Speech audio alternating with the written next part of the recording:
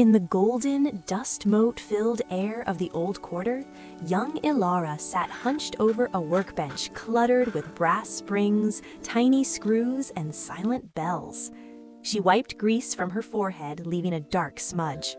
Her hands trembled as she held a microscopic gear with her tweezers, trying to slot it into the heart of a grand wooden automaton, a mechanical dancer that had refused to spin for 50 years. Under the table, Barnaby, a scruffy terrier with one ear permanently flopped over, rested his chin on his paws. He watched Ilara's foot tap anxiously against the floorboards. Ilara held her breath. She lowered the gear. Suddenly, a heavy cart rumbled past outside, shaking the shop. Her hand slipped. The gear pinged off the metal casing and vanished into the labyrinth of floor clutter. The main spring of the automaton uncoiled with a heartbreaking snap. Ilara dropped the tweezers. She slumped forward, burying her face in her arms. Her shoulders shook silently. Barnaby sat up. He cocked his head, then trotted over to the pile of discarded junk where the gear had flown. He sniffed. He pawed. He didn't find the gear, but his tail knocked over a small, dusty velvet pouch. Out rolled not a gear, but a prism, a forgotten crystal from a chandelier long broken. The dog picked up the crystal in his mouth and trotted to Ilara. He nudged her elbow with a wet nose. Ilara ignored him. He nudged harder, whining silently, until he dropped the crystal right onto her sketchpad. A beam of afternoon sunlight from the high window hit the prism. Instantly, a brilliant rainbow arc slashed across the gloom, painting the dull gray metal of the automaton with vibrant color.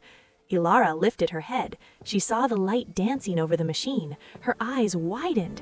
She looked at the broken spring, then at the crystal, then at the open chest of the wooden dancer. She sat up straight. She didn't need to fix the old way. She needed to build something new. She grabbed a fresh sheet of paper. Her pencil flew. Barnaby barked a silent cheer, his tail thumping a rhythm against the table leg. Ilara worked through the sunset. She filed down the brass casing. She mounted the crystal into the center of the dancer's chest. She rewound the mechanism, her fingers moving with a newfound graceful confidence. Barnaby stayed close, resting his head on her knee whenever she paused to wipe her brow. Night fell.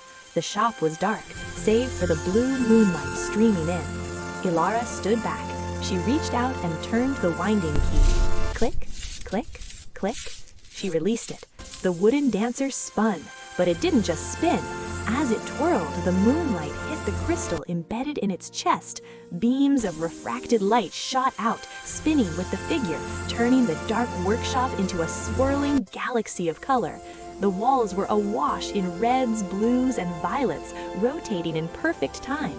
Ilara clapped her hands over her mouth, her eyes shining with the reflection of her creation. She fell to her knees and opened her arms. Barnaby bounded into them, licking the grease from her cheek.